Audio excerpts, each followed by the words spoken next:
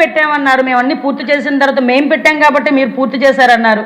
అయినా కూడా ఈరోజు సుమారుగా అన్నిటినీ ఎదుర్కొని, అన్ని మాటల్ని ఎదుర్కొని సుమారుగా 5757 మంది కానిస్టేబుల్స్కి నియామకాలు ఇచ్చి వాళ్ళ తాలూకా స్టైఫండ్ కూడా ఒకే ఒక అమ్మాయి ఆ రోజు సీఎం గారిని అడిగింది, అధ్యక్ష సార్ మాకు స్టైఫండ్ పెంచండి అని. 4000 రూపాయల నుంచి 12,000 రూపాయలకి, 4,500 నుంచి 12,000 రూపాయలకి పెంచడం జరిగింది అధ్యక్ష. నన్ను సభ్యులందరూ కంగారు పెట్టేస్తున్నారు అధ్యక్ష. నాకు ఇచ్చిందే ఇంత సమయం, పెద్ద సబ్జెక్టు అయినా కూడా ముగించేస్తాను తొందరగా అధ్యక్ష. మోడర్నైజేషన్కి కూడా ఈరోజు FSL ఫండ్స్ కానీ అధ్యక్ష, ఫోరెన్సిక్స్కి సంబంధించి వెహికల్స్ ఇవన్నీ కూడా తీసుకోవడం జరిగింది అధ్యక్ష. ఎస్పెషల్ అధ్యక్ష ఇంకో మీకు ఒకటే చెప్తున్నాను అధ్యక్ష, పెట్రోల్ ఇవ్వాలని మా రాజుగారు గోల. అంటే వెహికల్ ఇస్తే పెట్రోల్ కూడా ఇస్తాం సార్.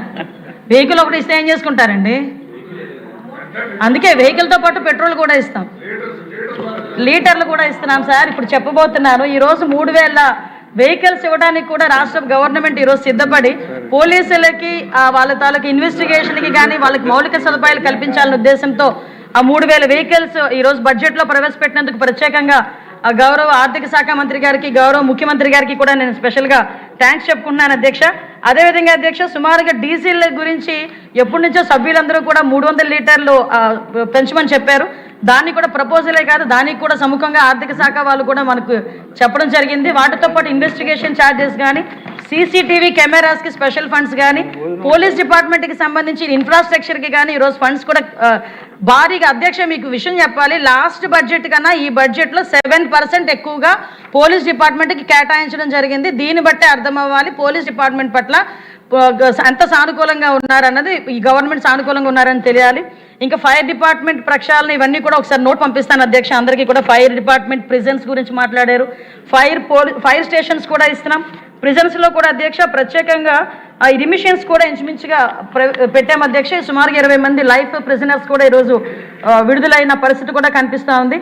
వీటన్నిటితో పాటు అధ్యక్ష అక్కడ కూడా మనకి ప్రిజన్స్లోనే గాంజా బాధితులు ఎవరైతే ఉన్నారో వాళ్ళకి మనకి రీహాబిలిటేషన్ సెంటర్స్ కూడా అక్కడ కూడా ఏర్పాటు చేసుకోవడం జరిగింది అధ్యక్ష. ఒకటి చెప్తున్నాను అధ్యక్ష, లాస్ట్ అండ్ ఫైనల్గా నేను ముగిస్తాను అధ్యక్ష.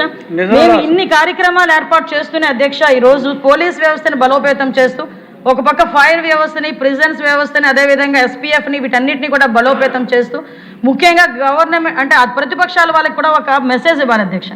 ఏదో అంటారు కదా, చింత చచ్చిన పులుపు చావదు అని. రోడ్డు మీదకి వచ్చి ఇంకో పదం ఉంటుంది, ఏమీ లేనాక ఎగిరెగిరి పడుతుందని.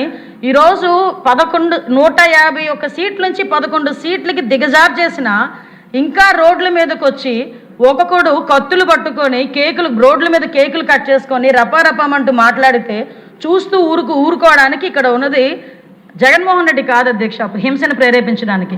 ఇక్కడ ఉన్నది చంద్రబాబు నాయుడు గారు. మూగ జీవాల్ని కూడా తలలు నరికి దాంతోనేమో అభిషేకాలు చేస్తాము, మాకు నచ్చినట్టు మేము ఉంటామని చెప్పడానికి ఇది రాజారెడ్డి రాజ్యాంగం కాదు, ఇది గౌరవ ముఖ్యమంత్రి గారు నడిపిస్తున్న అంబేద్కర్ రాజ్యాంగం. తప్పు చేసిన వాడు ఎలాంటి వాడైనా, ఏ పార్టీ వాడైనా, ఎలాంటి సిచ్యువేషన్లో ఉన్నా కూడా వాడికి శిక్ష తప్పదు అని చెప్పడానికి మేము ఇక్కడ నుంచే మెసేజ్ ఇస్తున్నాం అధ్యక్ష. ప్రతి ఒక్కరు కూడా గీత దాటితే కటకటాలే, అంతకు మించి వేరేది ఏమీ లేదు. దానికి సంబంధించి మీరు ఎన్ని మాట్లాడుకున్నా బయట అన్నిటికీ సమాధానం చెప్పడానికి మేము సిద్ధంగా ఉన్నాం. లా అండ్ ఆర్డర్ విషయంలో ఉపేక్షించే పరిస్థితి లేదు అని చెప్పడానికి మరొకసారి గౌరవ ముఖ్యమంత్రి గారి తరఫున బూతులు అదొక్కటి చెప్పేస్తాను, మళ్ళీ ఏం ఎత్తారండి.